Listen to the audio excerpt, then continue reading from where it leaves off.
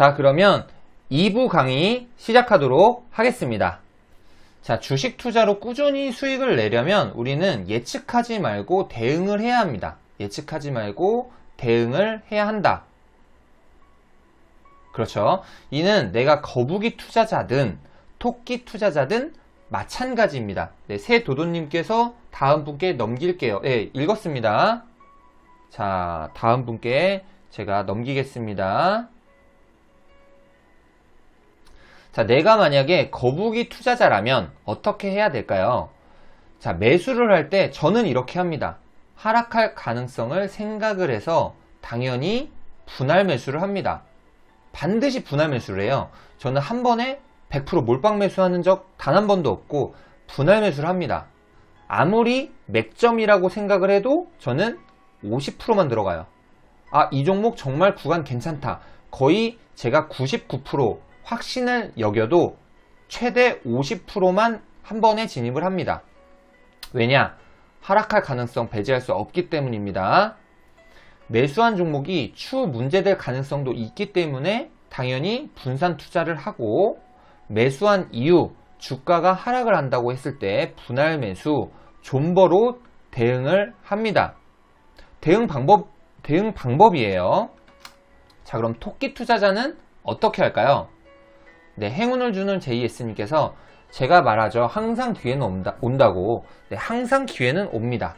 주식은 변동성이 있다. 내가 토끼 투자자라면 어떻게 해야 되죠? 주식을 매수하기 전에, 이거 정말 중요한 얘기입니다. 손절가와 1차 목표가를 반드시 설정을 해야 됩니다. 반드시 설정을 하고 손절가 이탈 시 기계적으로 손절해야 합니다. 만약에 내가 기계적으로 손절하는 것을 잘 못한다 라고 했을 때는 절대 토끼 투자를 하시면 안 됩니다. 내가 토끼 투자를 한다, 스윙 투자를 한다, 짧게 대응한다 라고 했을 때는 손절가 이탈 시 기계적으로 손절해야 돼요. 주식 투자, 토끼 투자를 하는 주식 고수 중에 손절가를 잡지 않고 투자를 하는 사람은 어떻다? 단 한 명도 없습니다. 단 한 명도 없어요. 자, 다음 볼게요. 자, 주린이의 문제점입니다. 주린이의 문제점. 대응이 굉장히 중요한데 대응보다는 예측을 하는데 초점을 두죠. 네, 투자 여행자님도 어서오세요. 그리고 리스크. 주식을 좀 잘한다, 나만의 기준이 있다 하는 분들은 대응에 신경을 쓰고 리스크 관리에 초점을 맞춰요. 그런데 주린이 분들은 예측하는 데 초점을 맞추고 수익에 초점을 둡니다. 그래서 제가 지난번에도 말씀을 드렸는데 반대로 하죠. 토끼 추천주 매수해서 물리면 존버하고, 거북이 추천주 매수했는데 물리면 손절합니다. 원칙이 없는 거예요. 그리고 조금 이따가 설명을 드릴 건데, 고점 매수, 몰빵 매수로 물리면 참 대응하기가 어려워요. 저도 종목 진단, 종목 상담을 할 때 참 난감합니다. 손절하라고 그러기도 그렇고, 그렇다고 추가 매수를 하라고 하기도 그렇고, 참 난감한 상황이 옵니다. 이런 포트는 대응이 안 됩니다.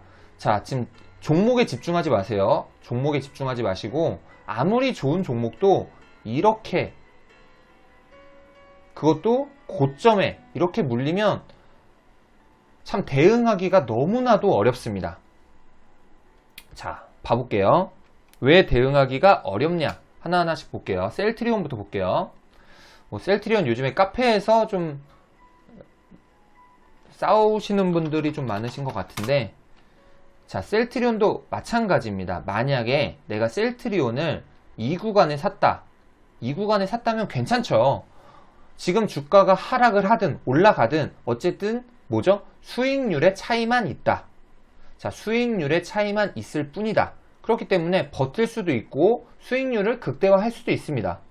이거는 뭐 선택의 차이인 거죠. 그런데 문제는 이 구간에서, 그것도 몰빵 매수를 하신 분들에게는 상담해 주기가 참 난감해요. 지금 기술적으로 봤을 때는 뭐 분명히 이렇게 지금 반등하는 흐름 나왔어요. 반등하는 흐름이 나왔는데 이 구간을 돌파할 수 있을지 없을지는 솔직히 아무도 알 수가 없어요. 아무도 알 수 없기 때문에 그러면은 셀트리온이 좋은 종목인가요? 나쁜 종목인가요? 라고 했을 때 아무리 좋은 종목이라고 그래도 고점 매수, 몰빵 매수를 하시면 안 돼요. 이렇게 고점 매수, 몰빵 매수를 하시면은 하락시 대응이 안 돼요. 그렇죠? 자, 다른 종목도 볼게요. 신풍제약. 신풍제약도 마찬가지입니다. 만약에 내가 이 구간에서 만약에 잡았다고 했을 때는 지금 주가가 떨어지든 올라가든 대응이 됩니다. 수익률의 차이만 있을 뿐이죠. 그런데 내가 이렇게 고점에서 매수를 했다고 했을 때 하락시 대응이 안 됩니다. 이렇게 매수를 했을 경우에는 반드시 짧게 손절가 잡고 1차 목표가 잡고 대응을 해야 되는 거예요. 고점 매수 물리시면은 안 됩니다. 삼성전자, 회원님께서 삼성전자 많이 좋아하시죠? 삼성전자도 마찬가지예요. 삼성전자 당연히 좋은 종목입니다. 당연히 좋은 종목인데 내가 만약에 이 구간에서 매수를 했다. 이 구간에서 매수를 했다. 당연히 기다릴 수 있죠. 수익률의 차이입니다. 차이인데 내가 지금 이 구간에서 50%, 70%를 매수를 했다라고 했을 때 하락을 해도 추가 매수하기가 부담스럽죠. 그렇죠? 지금 이렇다 보니까 이렇게 내가 고점에 몰빵 매수로 인해 물렸을 경우 굉장히 예민해집니다.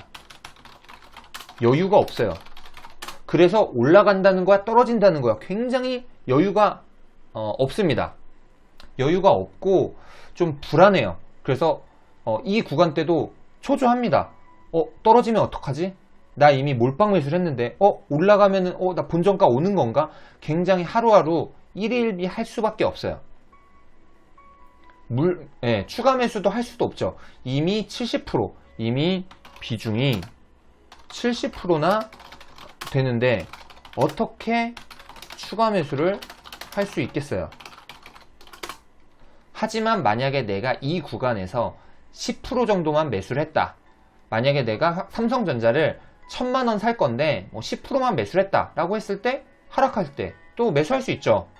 100만원, 100만원 예를 들어서 100만원, 100만원, 100만원, 100만원, 100만원, 100만원 이렇게 매수를 하겠다 라고 했을 때는 충분히 대응이 되는 거예요. 하락하면 땡큐. 오히려 어떤 생각이 들죠? 하락하면 땡큐. 물량 더 늘리자. 상승하면 땡큐. 금방 수익 났네. 이렇게 1일비를 안 할 수가 있어요. 회원님들 충분히 1일비 안 하게 투자할 수 있습니다. 자, 그래서 회원님들께서 이제 하셔야 될 게 저점 매수를 하거나 조정받을 때, 조정은 제가 뭐라고 했죠? 쉽게 말씀드리면 이렇게 이 구간이 조정 구간입니다. 눌림목 구간.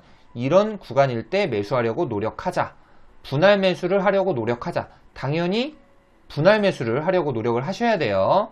1차, 2차, 3차, 4차, 5차 아니면 1차, 2차, 3차 이렇게 매수. 이래도 땡큐, 저래도 땡큐. 이런 마인드로 가셔야 됩니다. 그러면 분할 매수. 내가 매수했는데 바로 올라가네? 땡큐. 떨어졌어요. 2차, 3차, 4차 매수를 할 수 있으니까 땡큐. 이런 마인드로 가셔야 돼요. 분산 투자. 네. 한 종목에 너무 집중 투자를 했을 때 이 기업에 큰 문제가 생겼을 때 대응이 안 되죠. 그렇기 때문에 다양한 이런 업종에 분할 매수를 분산 투자를 해야 돼요.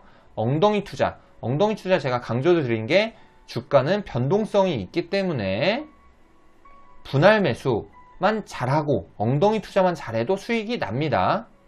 너무 당연한 얘기예요. 거북이 투자 5원칙에 맞게 투자를 하자. 네, 강조 드렸고 2부 정리를 마지막으로 해볼게요. 자, 주식 투자로 꾸준하게 수익 낼 수 있는 비법. 많은 분들이 비법을 찾죠. 이 방송을 보는 분들도 모아의 글의 비법이 뭔데? 이런 점들이 궁금해서 방송을 보고 계실 거예요. 기준대로 매매하고 대응하는 것이 가장 큰 기법입니다. 물론 여기서 그 내 기준과 어떤 식으로 대응하는지는 연습, 자, 연습과 그리고 공부만이 살 길이죠. 그리고 경험을 많이 쌓아야 됩니다. 그래서 회원님들께서는 일단은 오늘 이 세 가지만 오늘 확실히 이해하셔도 오늘 많이 얻고 가시는 거예요. 자, 예측보다는 대응하는데 초점을 맞추자. 매수하기 전에 내가 전략을 짜야 됩니다. 이 종목 좋은데 지금 바로 매수하자가 아니라 떨어지면 어떻게 대응하지? 나는 지금 토끼 투자를 하는 건가? 거북이 투자를 하는 건가? 토끼 대응을 할 건가? 거북이 대응을 할 건가? 이렇게 매수하기 전에 전략을 짜야 됩니다. 그리고 잃지만 않으면 회원님들 종잣돈은 계속 늘어날 수밖에 없어요. 자, 왜 그렇죠? 왜 그렇죠? 자, 우리가 잃지만 않으면 월급은 계속 늘어나고 노동소득이 늘어나죠. 그리고 내가 만약에 집이 있다면 집 가격 상승하고 그리고 뭐 유산이라던가 기타 부수입이 계속 생깁니다. 그렇기 때문에 내가 일단은 잃지만 않으면 종잣돈은 계속 늘어날 수밖에 없어요. 그렇기 때문에 회원님들께서 너무 수익에만 너무 초점을 맞추지 마시고 기준대로 매매하는 방법, 어떤 식으로 대응하는지 이런 부분에 잃지 않는 이런 부분들에 초점을 맞춰 나가셨으면 좋겠습니다. 네, 그럼 2부 강의 마치도록 하겠습니다. 영상 시청해 주셔서 감사드립니다.